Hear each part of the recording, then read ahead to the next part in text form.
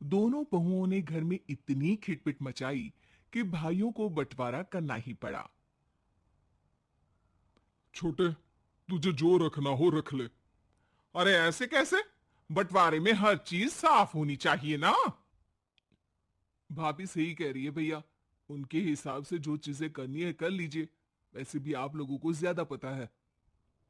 पता तो होगा ही। अरे पर थोड़ी समझ तो हम में भी है। सब थोड़ी ना दे देंगे ऐसे। जैसे तैसे घर की हर चीज का बंटवारा हो गया और पुराना घर बेच के उन्होंने पैसे भी बांट लिए। लेकिन इस बंटवारे से सबसे ज्यादा दुखी थी दोनों भाइयों की माँ।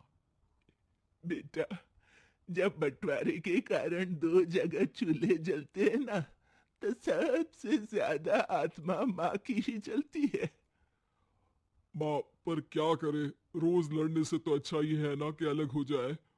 नहीं बेटा, रोज लड़ने से अच्छा है कि बैठ के बातें करो और लड़ाई को सुलझा लो। माँ, पर हम कहाँ लड़ते हैं? ये दोनों देवरानी और जेठानी एक दूसरे को देखना भी नहीं चाहती, करे तो क्या करे? अब दोनों ही सुंदर है, पर फिर भी एक दूसरे को क्यों नहीं देखना चाहती है? ये तो मजाक की ही बात है ना बेटा। पर ये बताओ कि अब मेरा क्या करना है? अरे माँ, हम लोगों ने फैसला किया है कि एक महीने आप छोटे के घर रहेंगी और एक महीने मेरे घर। मुझे तो लगता था सिर्फ घर के सामान का या घर का बंटवारा होता है, पर तुम लोगों ने तो माँ को ही बांट दिया। खैर, जैसा तुम चाहो। बताओ, पहले किसके घर रहूंगी मैं? नहीं सोचा हो तो सिक्का फेंक दो हवा में, चित पट कर लो। अरे माँ, क्यों शर्मिंदा कर रही हो? मेरे साथ रह लो ना, चलो।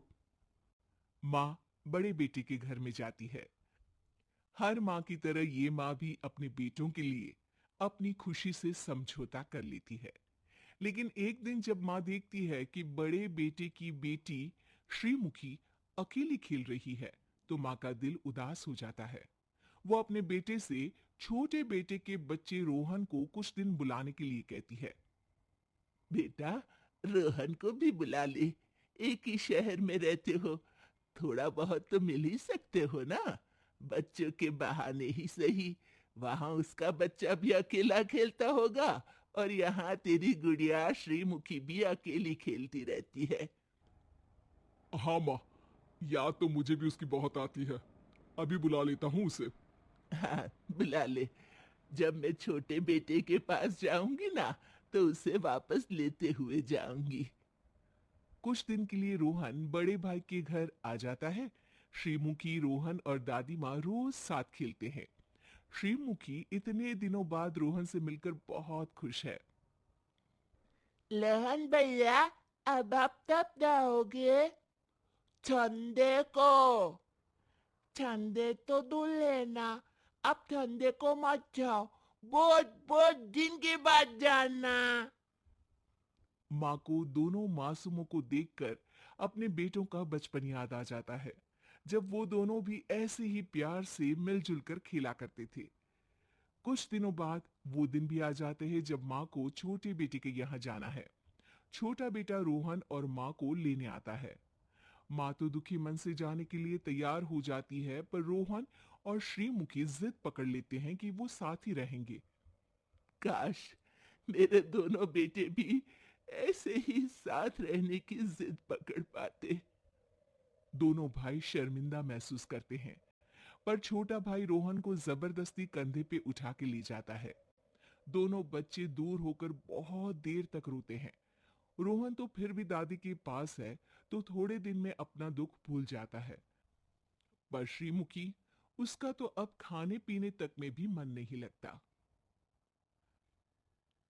अरे बेटू, खाना खा लेना। नहीं खाना। तो फिर क्या चाहिए? लोहन भैया और दादी।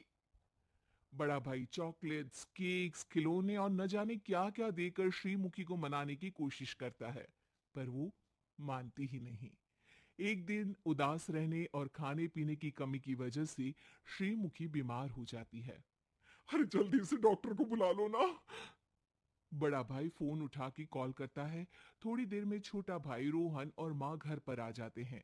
उन्हें देखते ही श्रीमुखी बिस्तर से खड़ी हो जाती है और रोहन के साथ खुशी से उछल कूद करने लगती है। अरे, क्या हुआ था इसको? माँ, आपके जाने के बाद से बीमार हो गई थी। आपकी बहू ने कहा कि डॉक्टर को बुला लो, तो मैंने आप लोगों को बुला लिया, और देखिए ये ठीक भी हो गई। भैया, कुछ दिन रोहन को यहीं रहने दो क्या, जब तक श्रीमुखी पूरी तरह ठीक ना हो जाए। अरे नहीं नहीं, अब श्रीमुखी और रोहन हमेशा साथ में ही रहेंगे। क्या मतलब, रोहन अब यहाँ रहेगा क्या? नहीं माँ, मैं, रोहन, श्रीमुखी और छोटा भाई, हम सब साथ रहेंगे। और मेरा क्या होगा? बहुओं को ही तो चाहत थी ना कि अलग रहें। तुम और तुम्हारी देवरानी चाहे तो अकेले और अलग रह सकती हैं, बाकी परिवार तो साथ में ही रहेगा। और दोनों भाई फिर पुराने घर को खरीद के माँ के साथ वहां शिफ्ट हो जाते हैं और मजबूरन बहुओं को भी साथ ही रहना पड़ता है। पर बच्चों और अपने पतियों की खुशी देखकर अब बहुओं की भी अकल ठिकाने आ जाती है और बिना बात के लड़ना खत्म हो जाता है। रोहन और श्रीमुखी, तुम तो कभी बंटवारे की बात नहीं करोगे ना? बंटवारा क्या होता है? तुम ना समझो तो ही बेहतर है बेटा।